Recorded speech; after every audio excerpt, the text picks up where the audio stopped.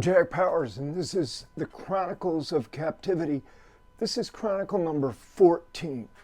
As you recall, in Chronicle number 13, we talked about my arrival at Leavenworth and how I had to be put in the hole and how we sort of tried to trick them. My cellie in the shoe that they had put next to me purposely to keep an eye on me.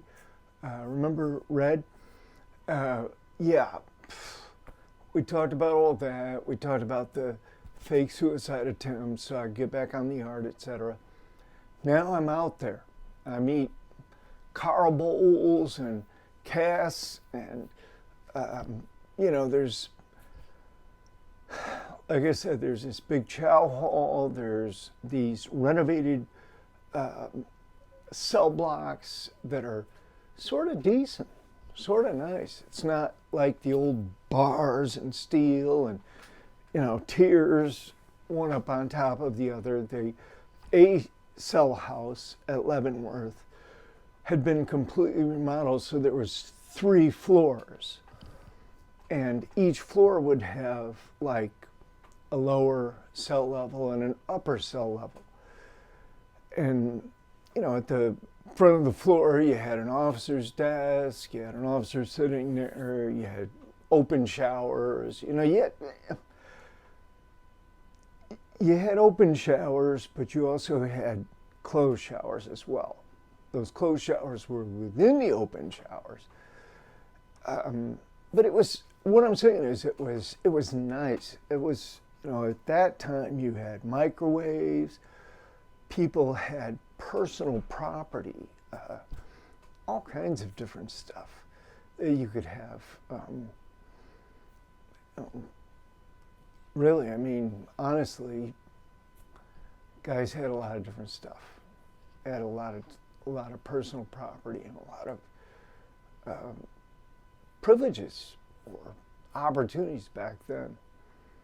It's not that way anymore. They've stripped everything down now. They just taken everything away.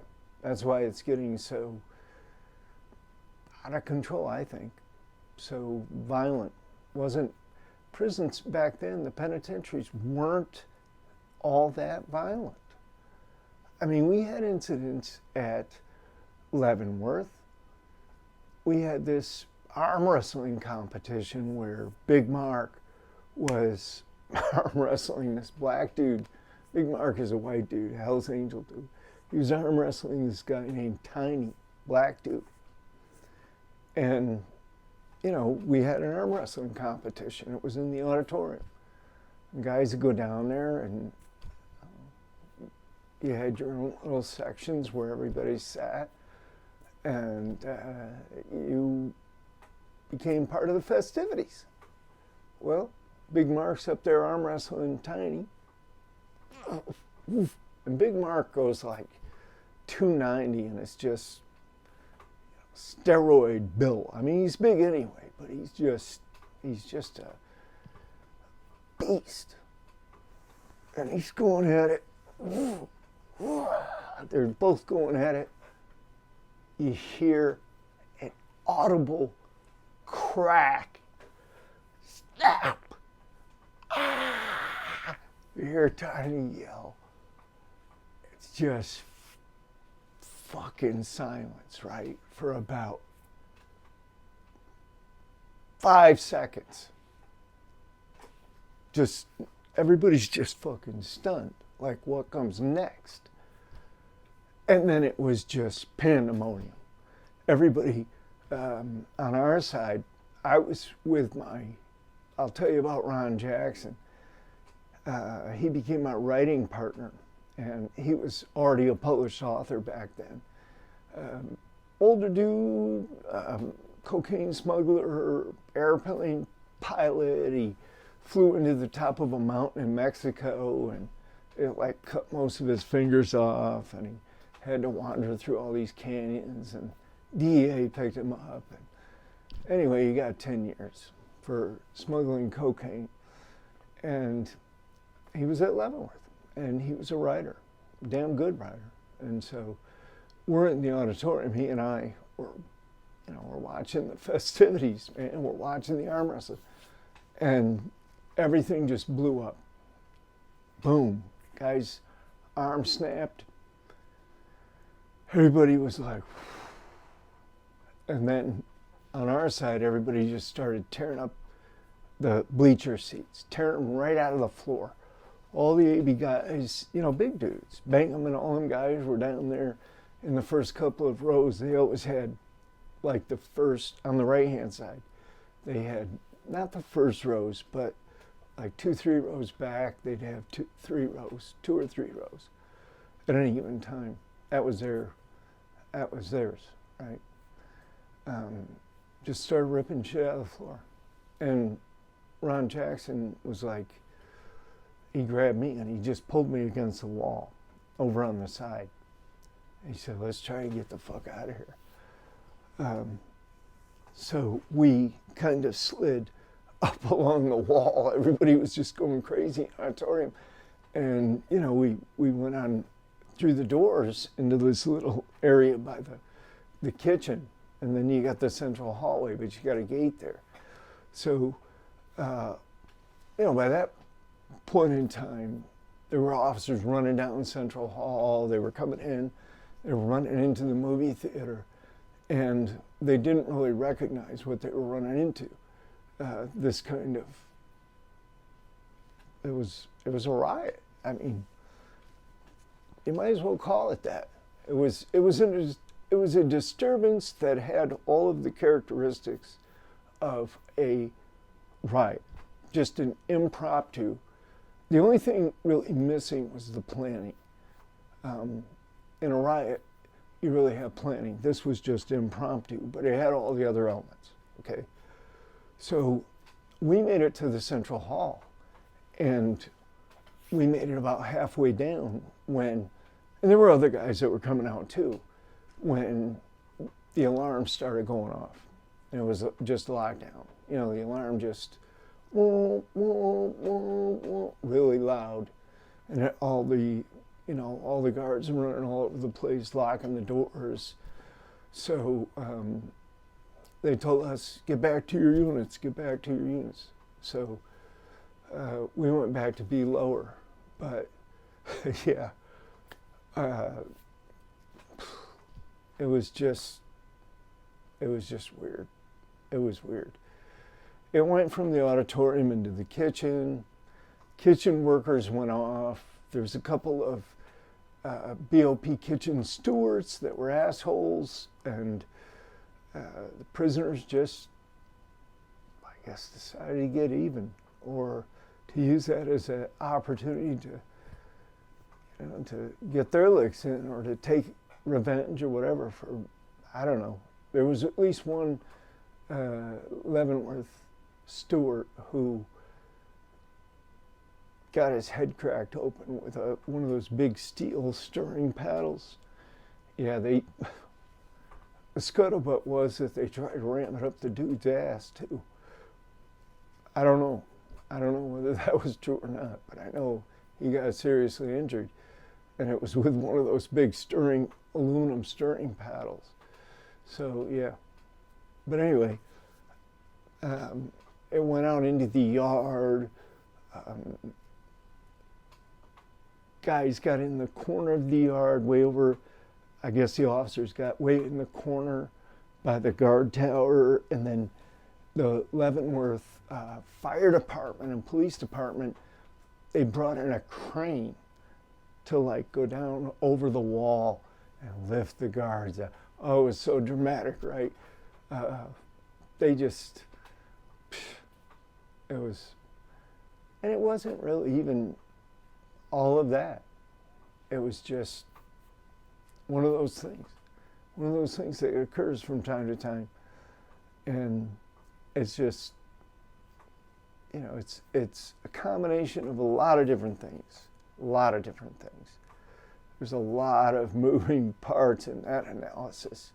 But it just, it comes down to a matter of unrest, a matter of unresolved issues, a matter of maybe, there's I don't know how to say it, because the way I'm thinking about it is in a very technical and detailed sense about how people measure other people in those circumstances. But to go into the intricacies is beyond what I'm able to do right now. Let me say this.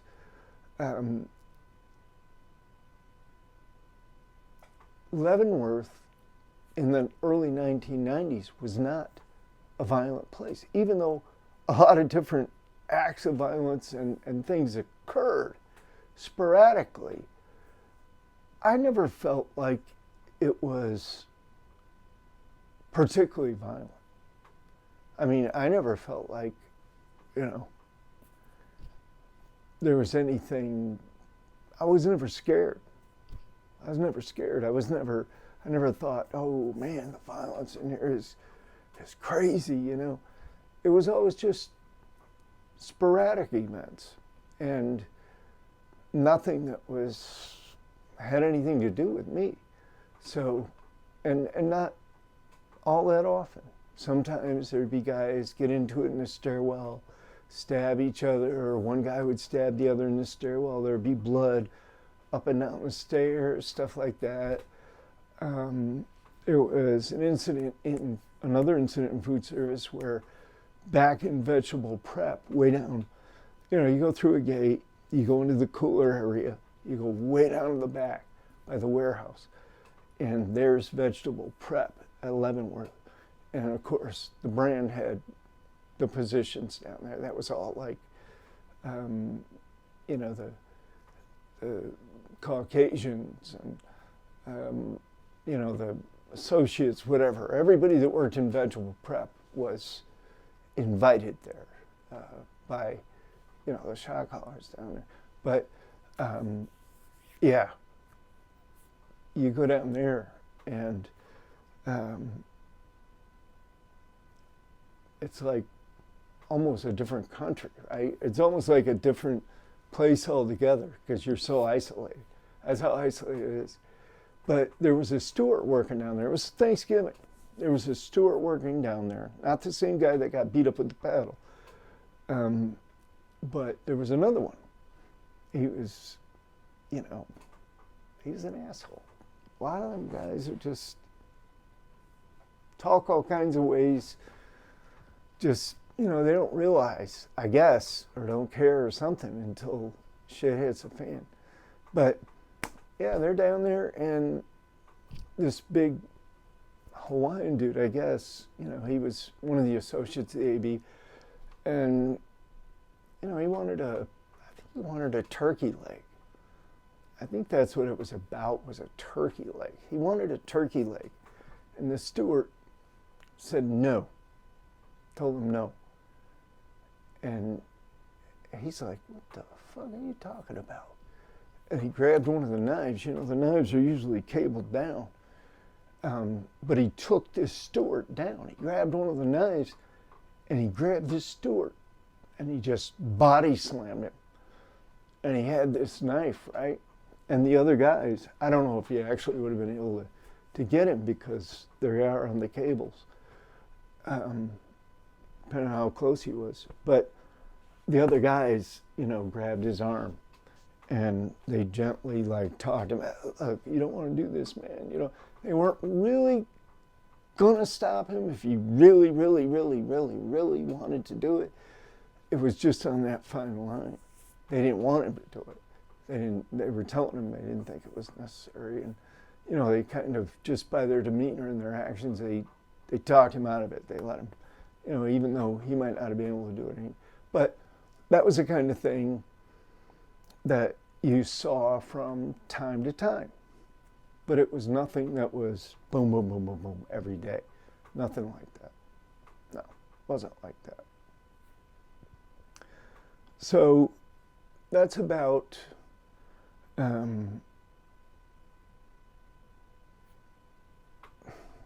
that's the gist of how things began to speed forward at that time for me. I mean, I'm in the presence of these gang members, motorcycle gangs, ABs, prison gangs, right? All these. And I'm right there, they're right there. But it's not like, it's just, there they are.